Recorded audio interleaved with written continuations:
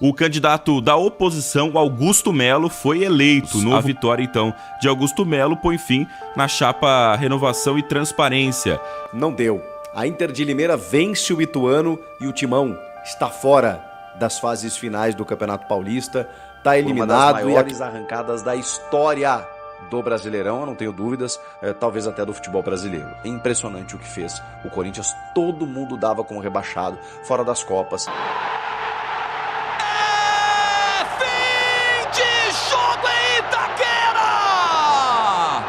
19h25, o presidente do Corinthians, Augusto Melo, acaba de sofrer impeachment.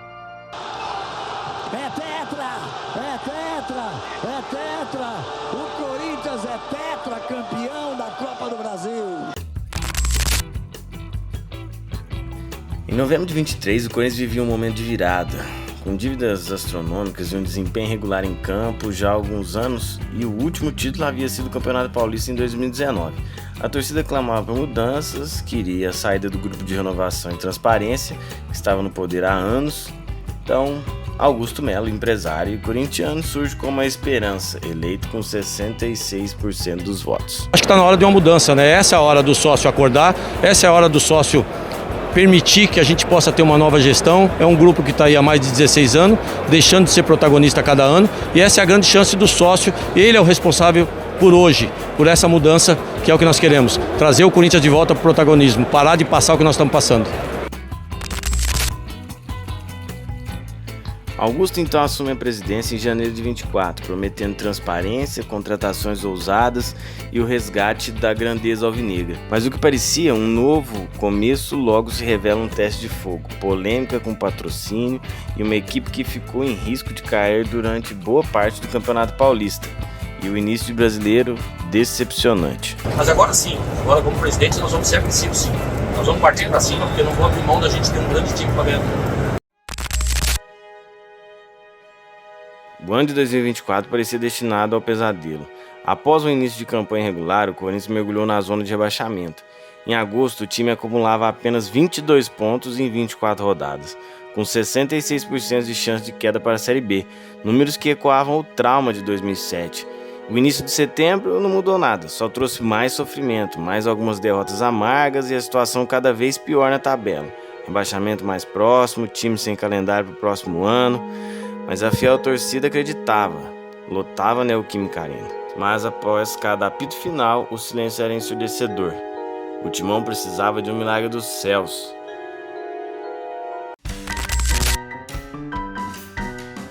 E ele veio literalmente dos céus. Memphis Depay, o craque holandês que brilhou no PSG, Manchester United, Lyon, Barcelona e Atlético de Madrid, chega de helicóptero ao Parque São Jorge. Apresentado na Neoquímica Arena com uma festa incrível, faz sua estreia no dia 21, entrando no segundo tempo na vitória por 3-0 sobre o Atlético Goianiense. Não demorou para mostrar que era o reforço dos sonhos, velocidade, técnica, faro de gol e acima de tudo personalidade. Ele não veio para passear, veio para transformar, e ao lado de Yuri Alberto e Garro formaram um trio que mudaria tudo.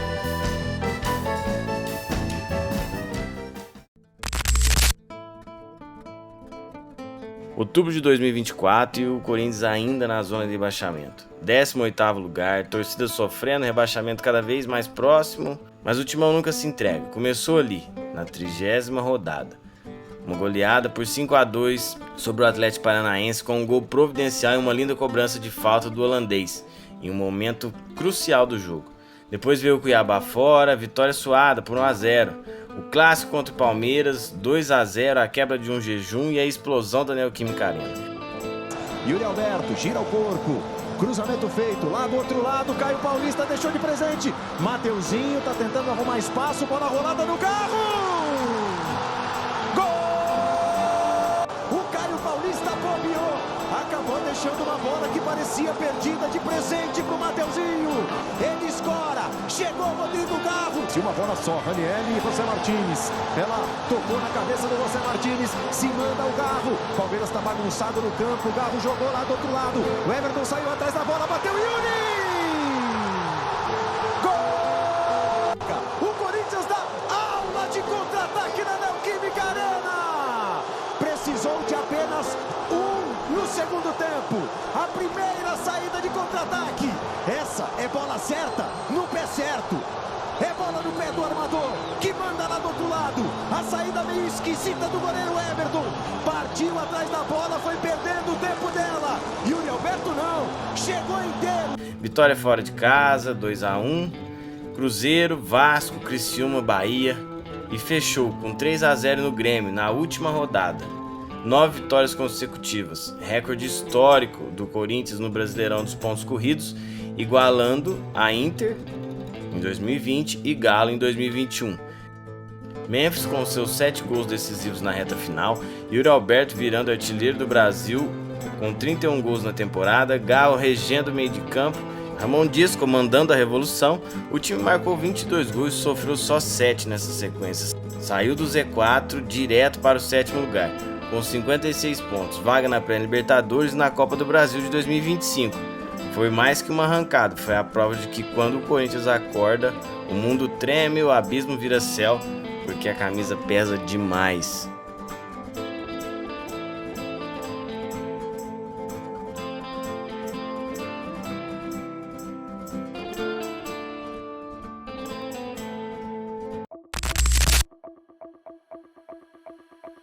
Começa o Paulistão 2025 e o Corinthians voltava a sonhar grande. Após a arrancada histórica de 2024, todos os corintianos estavam empolgados. Porém, o caminho até a final do Paulista foi duro. Queda na pré-Libertadores e jogos difíceis contra Mirassol e Santos. Mas o destino reservou o clássico dos clássicos, o derby contra o Palmeiras para a grande final. Primeiro jogo no Allianz Parque, o Timão venceu por 1-0, gol solitário de Yuri Alberto, que calou a torcida rival e deu vantagem. Na volta, na Neoquímica Arena lotada com mais de 48 mil pessoas, ao melhor estilo Corinthians, jogo 0-0, tempo normal. Expulsões dos dois lados, pênalti defendido por Hugo e para finalizar uma noite histórica, não podia faltar aquela confusão. Memphis sobe na bola e os palmeirenses enlouquecem. Vira uma confusão dentro de campo, mas nada abala o 1-0, que selou o 31º título paulista do Corinthians. O primeiro em 6 anos, quebrando o maior jejum desde 1977. O rival, que sonhava com o tetra inédito, ficou com o vice. Foi mais que um troféu, foi a prova de que o Timão renasceu das cinzas e o jejum acabou. Corinthians campeão paulista, a glória voltou, mas as sombras já rondavam o Parque São Jorge novamente.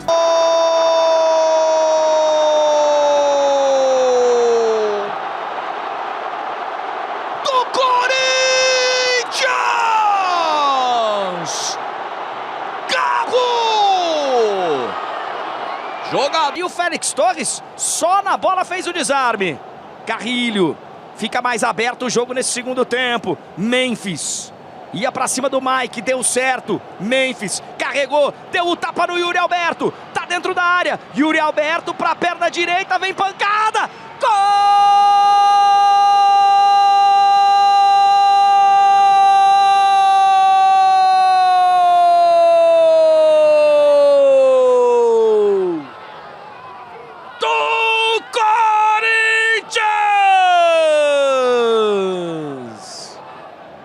Yuri Alberto! E agora a contagem regressiva pro apito do árbitro, pro início da decisão. Autoriza o árbitro, saída do Corinthians. Facundo em profundidade pro Vitor Roque, Félix Torres do carrinho, pênalti! O momento mais importante do segundo jogo da final. Pode empatar tudo, pode acabar com a vantagem do Corinthians. Lá vem ele, lentamente vem. Hugo Souza pegou!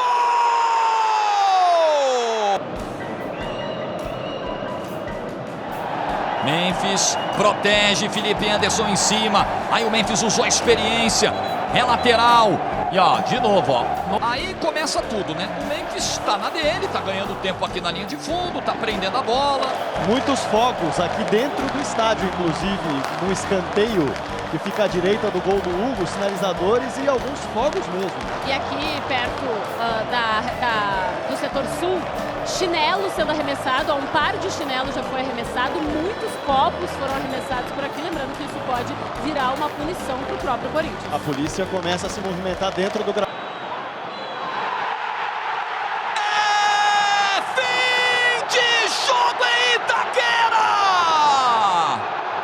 Chora Yuri Alberto! O título da redenção! O título de Hugo Souza, de um novo herói, de um novo ídolo! É o Corinthians! Campeão paulista de 2025! A glória e a felicidade do paulista mal tinha acabado quando as sombras da política tomaram conta do Parque São Jorge.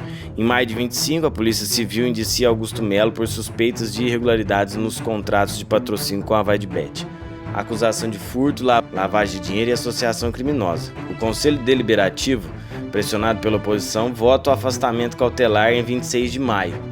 176 votos para sim, 57 para não.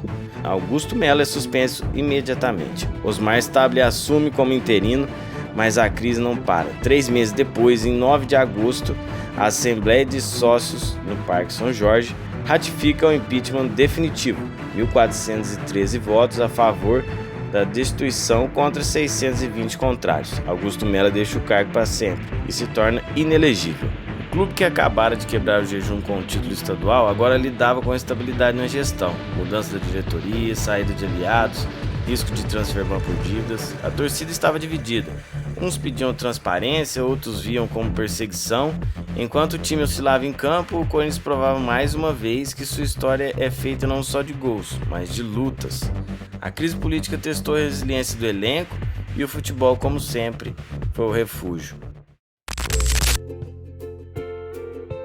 Após o êxtase do Paulista, o Corinthians entrou no Brasileirão com a expectativa de voar alto, mas a realidade foi outra. O time começou razoável, ocupando o 7º lugar nas primeiras rodadas, com alguns pontos somados, mas logo a instabilidade, derrotas amargas em casa, empates que doíam e uma defesa que vazava demais, fez com que Ramon Dias, o herói da arrancada de 24 e do título estadual de 25, fosse demitido em 17 de abril.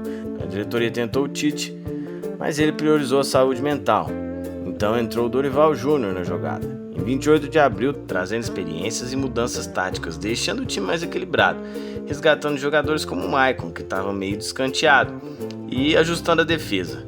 Mesmo assim, o time seguiu irregular, momentos de brilho, outras vezes perdendo jogos fáceis, muitas lesões e o cenário de pressão política pós-impeachment e um elenco limitado por dívidas e transferban pesaram. Ao mesmo tempo, o Corinthians foi avançando na Copa do Brasil e terminou o Brasileirão na 13ª colocação com 47 pontos, se mantendo na Série A mais longe do G6 ou G7. Foi uma campanha de altos e baixos, cheia de sofrimento, mas que serviu de combustível, porque enquanto o Brasileirão era turbulência, a Copa do Brasil era salvação.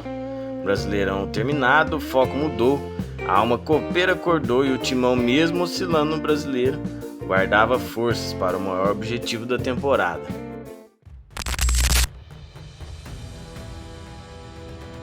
O Timão entrou na 3ª fase graças à arrancada salvadora de 2024, que garantiu vaga no torneio e mostrou que quando o mata-mata chega, a alma copeira desperta e a camisa pesa demais. Começou eliminando o Novo Horizontino, sem sustos, depois veio o clássico contra o Palmeiras nas oitavas, duelo de fogo. Nas quartas contra o Atlético Paranaense, 2 jogos duros, mas o Timão avançou com garra. A semifinal foi o ápice do drama. Contra o Cruzeiro, vitória por 1-0 no Mineirão. Mas a volta, derrota por 2-1 na Neoquímica Arena. Agregado empatado, pênaltis e Hugo Souza brilhou. Defendeu o chute de Gabigol e de Wallace. Viu Cássio frustrar o Alberto, mas Breno Bidon converteu o decisivo. 5-4 nos pênaltis. Classificação suada, mas épica. O caminho mostrou um time que não era favorito, que sofreu, que se reinventou sob o comando de Dorival Júnior e que estava invicto na competição até a semifinal e que havia vencido todos os jogos fora de casa.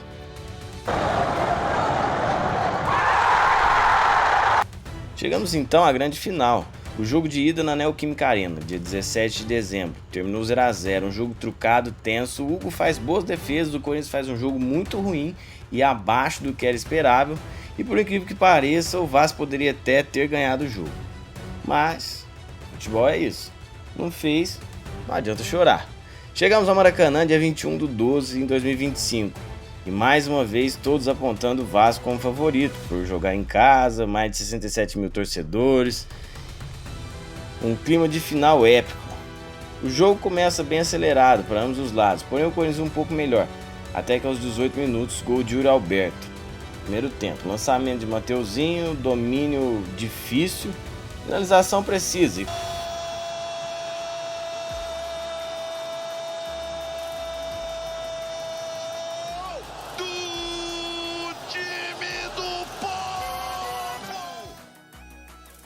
O Yuri Alberto até teve mais uma chance para poder ampliar para cá, fazer 2-0, mas desperdiçou. Com isso, o Vasco se lança com tudo ao ataque e chega ao empate com o Nuno Moreira. Puxou pro centro, olha o cruzamento, é bom, olha a chance, olha o gol, olha o gol, olha o gol.